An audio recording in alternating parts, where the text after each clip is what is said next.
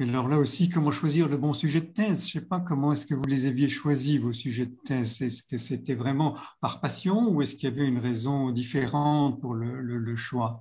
Je ne sais pas, Mathilde, est-ce que vous aviez... euh, Mon sujet de thèse, et je savais que via les cours de master d'astronomie à l'observatoire, il y avait des sujets qui m'intéressaient moins. Voilà. oui. Enfin, j'avais moins d'affinité avec ces sujets. Alors pourquoi, je peux pas vous dire. Et c'est pendant mon stage, en fait, où j'ai pris un peu au hasard le stage, on va pas se mentir, parce que même en ayant vu pendant le Master 2 tous les domaines qui existent en astronomie, tant qu'on n'a pas mis les mains dedans réellement, on les connaît pas très bien, en fait.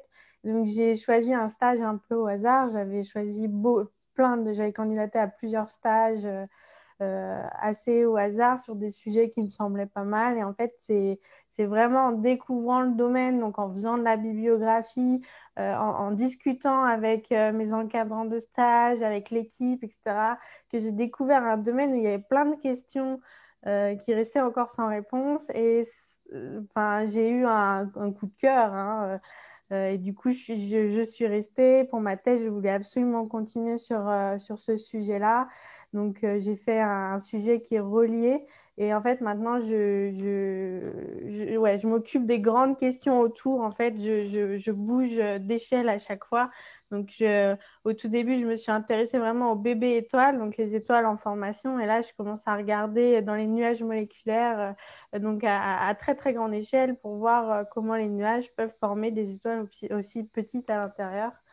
Et voilà, donc c'était Et tout un ça, coup de c'est en cœur relation, hasardeux. effectivement. C'est Voilà, c'est sûr que ça. C'est parce c'est qu'en une fait, extension de la partie des étoiles. Oui, exactement, c'est absolument. pendant votre thèse, vous devenez expert d'un sujet. Oui. Donc déjà, c'est un peu la thèse, on s'en rend pas compte parce que nous, on est dedans, mais d'un point de vue extérieur, c'est quand même un exercice un peu extrême parce que le stage, on voit que les bons côtés. C'est-à-dire que vous avez un encadrant qui connaît son sujet, qui va tout vous expliquer.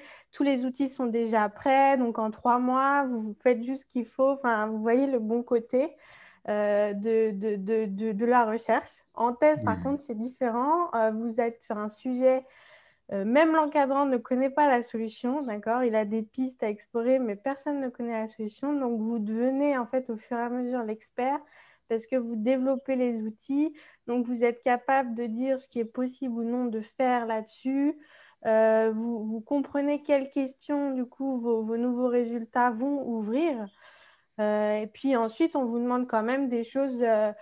Vous êtes apprenti à la recherche par la recherche, mais on vous demande quand même de publier un article comme si vous étiez un chercheur. Donc, pour confronter vos résultats au point de vue des équipes, de votre équipe déjà et des chercheurs extérieurs après, de parler en conférence devant des pontes en astronomie. Donc, ça, c'est très intimidant aussi. En plus, parler en anglais. Des fois, on n'est pas souvent à l'aise quand on sort des études en anglais, de parler en anglais, etc. Donc, le manuscrit de thèse, c'est quand même un beau bébé. Hein. C'est la conclusion de 3 ans de recherche qu'on vous demande de mettre sur papier. Donc, c'est costaud. Et puis, la soutenance pour finir, pour conclure. Donc, c'est un exercice très Stressant enrichissant, et mais enrichissant. stressant. Ah oui, il y a les deadlines à Oui. respecter, il y a et en plus, chercher après son avenir, donc en plus du manuscrit et de la soutenance à préparer et des articles à finir, généralement, il faut chercher le postdoc en même Mhm. temps.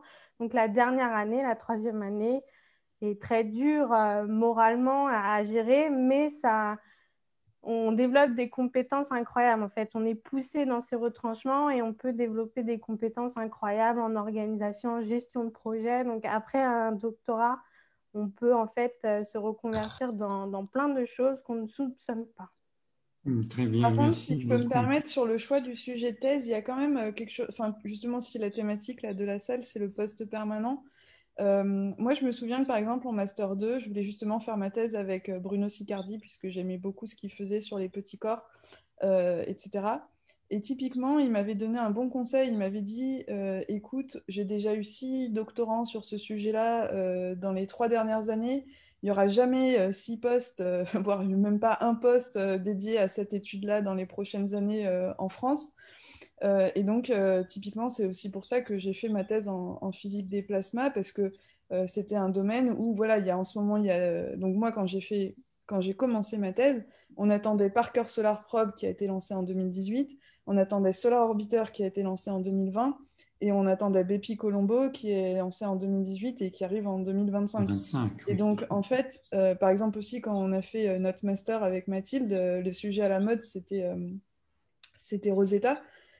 Typiquement, il y a très peu de postes en ce moment, donc maintenant qu'on a fini notre thèse, il y a très peu de postes qui sont dédiés à la mission Rosetta. Donc il faut faire attention aux effets de mode et garder, si on veut en tout cas faire de la recherche toute sa vie, il faut être conscient que la thèse, c'est le moment où on se spécialise dans un domaine et on ne peut plus vraiment changer ensuite. On peut plus, enfin, moi, par exemple, maintenant que je suis spécialisée en physique des plasmas, je ne peux pas postuler à un poste sur ce que fait Mathilde, par exemple, parce que je n'ai pas les compétences et je ne vais pas récupérer ça en un an de postdoc. Donc, il faut quand même prendre conscience que la thèse, c'est le moment où on se spécialise et que comme c'est là, c'est ça qui va nous amener ensuite vers les concours et vers les postes permanents, eh bien, il faut garder en tête le paysage de la recherche en France au moment où on fait sa thèse et se projeter pour savoir qu'est-ce qui va intéresser les concours, enfin les jurys des concours dans 5 ans quand on aura l'âge d'être recruté. Alors quand je dis l'âge, c'est l'âge de thèse, parce qu'en fait, nous, on s'en fout de l'âge qu'on a. Mais pour les concours, ce qui compte, c'est l'âge de thèse. Donc, c'est les années après la thèse, quel que soit notre vrai âge. Et donc, c'est là où il faut un peu, quand même, un peu de stratégie. Ça devient l'expérience. Pour tous les gens qui sont très, très bons en recherche, en fait. Donc, Et quelles sont vos proximités avec les thésards-chercheurs, les directeurs de recherche? En fait, vous avez des relations avec les directeurs de recherche. Quelles sont vos relations avec eux? Est-ce que c'est même avant la thèse, après les thèses aussi? Comment est-ce que ça se passe, ces relations-là? Je ne sais pas, Léa, ou peut-être Joanne. Moi, je ne le connaissais pas du tout avant. Donc, j'ai postulé en passant par les thèses du CNES parce que l'Agence spatiale française propose des sujets de thèse chaque année parce que je savais à peu près ce que je voulais faire. C'est pas mal aussi de sujets avec de l'instrumentation. C'était aussi une des choses que je voulais ajouter, par exemple, à la question d'avant. Effectivement, c'est tout à fait vrai faut bien choisir son sujet en demandant aux gens. Enfin, il faut en parler à beaucoup de gens, en fait, et il faut demander autour de soi. Je pense que c'est le meilleur conseil. Beaucoup de gens vous donneront des conseils parfois contradictoires, mais vous voyez les tendances se dégager. Mais aussi quelque chose qui est important, c'est bien identifier aussi ce qu'on veut, pas seulement le sujet qu'on veut faire, est-ce qu'on veut étudier le Soleil ou les exoplanètes ou les galaxies, etc., mais aussi ce pourquoi on est, la technique dans laquelle on va travailler, ce pourquoi on est bon et ce qu'on a envie de faire quand même tous les jours. Est-ce qu'on a envie de faire de l'informatique plus? Est-ce qu'on a envie de bosser, faire de l'expérimental, bosser en laboratoire? Est-ce qu'on a envie au contraire, de pas plutôt tableau noir, écrit, etc. Moi, j'ai des collègues qui utilisent l'ordinateur seulement pour faire traitement de texte, les articles, et qui passent leur temps sinon en laboratoire. J'ai d'autres collègues dont l'intégralité du travail est sur ordinateur. D'autres, c'est un peu entre les deux, ce qui est mon cas. Donc, bien identifier en fait ça, qu'est-ce qu'on a envie de faire, et qui est aussi une composante importante parce que chacun de ces choses-là, pour plusieurs domaines, on pourra le faire aussi dans pour plusieurs techniques, peuvent être faits dans plusieurs domaines. On peut faire du laboratoire dans le solaire ou dans les petits corps, et on peut faire de l'informatique plus dans les galaxies ou la cosmologie. Voilà, c'est un peu tout ça. Et donc voilà, pour finir, donc moi je ne connaissais pas mon directeur.